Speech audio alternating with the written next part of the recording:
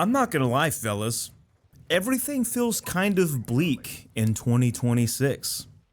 Like owning property feels more distant than ever. Money leaves my bank account faster than I can like replace it. And as of right now, we are at war with Iran, which normally would be kind of cathartic because I'm seeing a lot of B-2 bomber propaganda, which always gets me going. But I know it's just a big distraction, so it's not hitting like it should. Everything feels like the magic has just been sucked out of the atmosphere. And I know these thoughts are all wrong. I know that objectively because I'm making more money than ever, even though it's going. I have a hot wife to be waiting for me at home.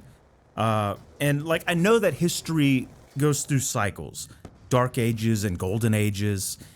And I know that the cycles all have something interesting to offer, no matter which one you live through.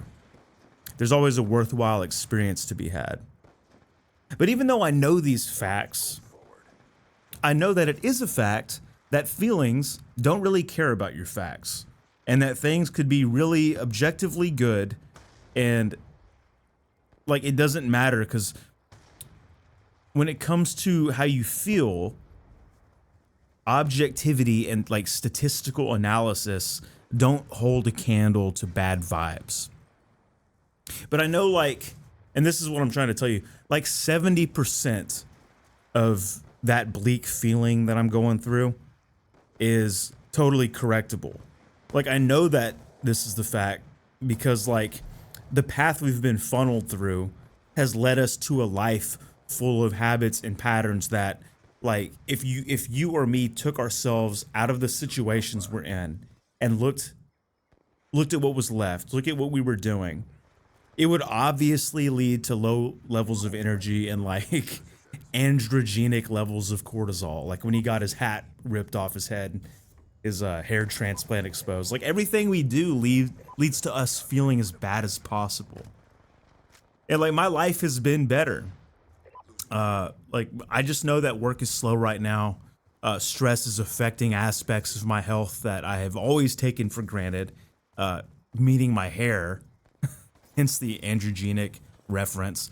And I've gotten sucked back into Twitter recently, which is really, really funny.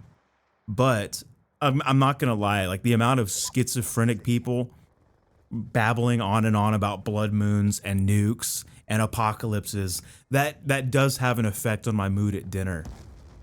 But I know that despite all this, the existential dread is in fact situational. It's not like a permanent part of me. Now, some people, you might have like messed up brain chemistry. I can't help you with that. I'm sorry. But like, I know that most of it is situational because last month I went on a road trip. I drove from basically Louisiana to Phoenix and then up to the Grand Canyon and then back to Louisiana. And during that week, because it was 7 days of driving, I experienced the world as it should be in like my ideal scenario. Like it felt how it did when I was a kid playing in the drainage ditch with my friends. Like even though we got sick and the minivan that we rented sucked and I couldn't connect my autoplay to it, like I knew that having the flu at the Grand Canyon left me feeling better than reading Twitter at home. Like, I'm serious. I felt existentially better with the flu at the Grand Canyon. Like, the point is, I'm not just trying to brag about my road trip, but the ambient levels of stress and anxiety in my life were basically, they were just circumstantial. Like, and you forget this, even I forget this in the moment. Like, the habits I perform and the routines I perform in my daily life, once removed, allowed my mind and like my soul, whatever you want to call it, to get back to Hope Maxon. Because like there's no news out in the desert. There's no BS, there's no problems. And that week I took that road trip, I didn't want to go because I had so much stuff going on at home that should have been one of the most stressful weeks of my adult existence. But instead, like I got my fiance and I got some people to handle business for me back at home. I got 7 days to just watch the scenery change. And lo and behold, I felt amazing. Like when you're sitting around doing what we do in 2026, it's so easy to think that everything is actually awful. Like you don't realize that. I'll just use me for an example. I love my job. Self-employed, basically, family business, no boss. I can do whatever I want. But I know that the lighting in this office sucks. The stuff I read when I'm not in a meeting is awful. And all day I'm listening to iHeartRadio, which I'm pretty sure when they bought all the local radio stations, they decided to literally play the worst shit music they could possibly find. Paula Abdul all day, just to crush the spirit of whoever has iHeartRadio playing in their workplace all day. But it's hard to remember that things can be better, and your life is modular. There are things you can remove and add that would make life better. You're not stuck like this, unless, like I said, you're one of those people with the brain chemistry thing. But I'm sorry, I'm not making fun of you. This really isn't for you. You just have to remember that you can make money. There's no one on the Epstein files is stopping you from making more money than you know what to do with. Like a war in Iran is not stopping you from meeting a girl. It's not stopping you from starting a family. It's not stopping you from getting a house. Houses are high, but they're gettable. You just need a down payment. My cousin got a house for 5% down. I didn't even know you could do that. Like, so things can and things will be okay. We have to defend our minds against the need to despair all the time. And we do need to go towards hope maxing. And I got a good comment on my hope maxing video that someone talked about, like, who's running the world, and they're like, we need to fight. Well, I agree 1,000%. But you don't fight unless you hope. Otherwise, if you don't hope and something's trying to get you, you just roll over and let it happen. But a fundamental part of hope maxing, as I conceive of it, is a fight. And that's mainly like cultural fight. It's mainly getting communities back to something resembling a community when you think of the word. But some of it might be physical in the future. It's happened before. I'm not anticipating it, but it could totally happen again. I think things were better when we tarred and feathered people. But the whole point of this is just to say, don't despair that much. Try to change things in your life. I encourage, if you can scrape the money up, or if you have a car that gets good gas mileage, go on a road trip. They don't have to be expensive. Sleep in your car. I've done that. Go on a cruise. The same thing happened to me last year as what happened on this road trip, but I always forget the lesson learned. That's why I remembered it, so I'm sharing it with you now. That I don't want to go on a stupid cruise. I don't want to spend the money. I don't want to be gone for a week and I need to work. There are things that need to get done. But I was basically forced to go on the cruise. And when I tell you that this cruise was one of the best experiences I had in my life. Now, a big part of that is because the cruise was in February. And one of my biggest complaints is that cruise ships always look like Atlanta parking lots at 3 a.m. on a Sunday morning. But this one was very chill. So I was able to relax and forget about everything. Forget my grandma was sick. Forget bills. Forget money. Forget work. Forget stress. It's so important to go on a good vacation. And these don't have to be expensive vacations. You could go on, I always say this, go on a camping trip. Me and my friends used to be gone for 5 days. Now this was 2018.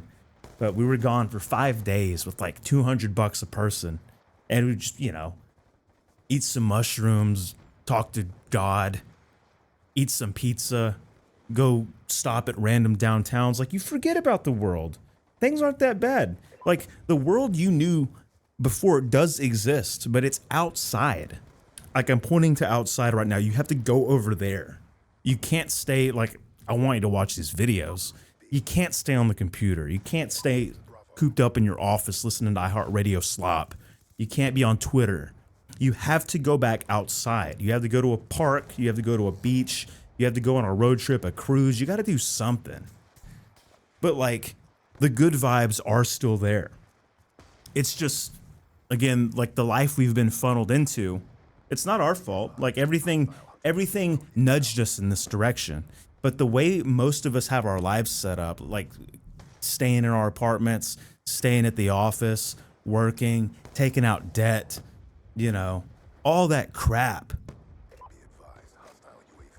You can totally just walk outside and forget about it. It's not a permanent fix. I'm not saying to run away from your problems or anything, but take a break from them. It's like the video I made a while back where it's like, relax, you don't have to do anything. Like, none of us are doing anything as important as people were doing in World War I. And we're in way more of a rush than any of them ever were.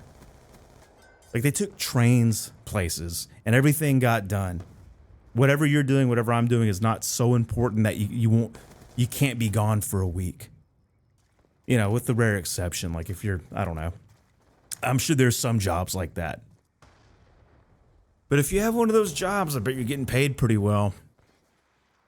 So don't forget to relax. Things are bleak, but things are always bleak. I mean, like, can you imagine? I wasn't grown during 9/11. Can you imagine how bad that was?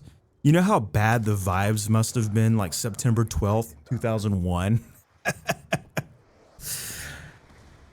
Like, it's gonna be fine. It's always fine. Things will keep going. Like, even if worst case scenario, let's say a bunch of nukes go off and we live in Fallout land. A lot of us are still gonna be here to pick the pieces up. And you know what? I've learned after massive hurricanes and natural disasters where I live, a lot of times people feel better picking up after a catastrophe than they felt before the catastrophe happened, stuck in the status quo. So just be ready to like roll with the punches, you know, be ready for anything. Be ready for nothing happening.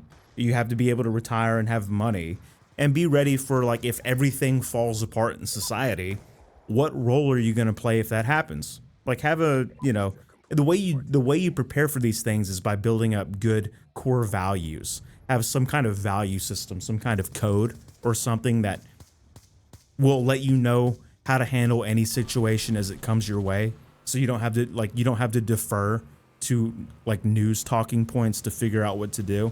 You should be like fleshed out value wise.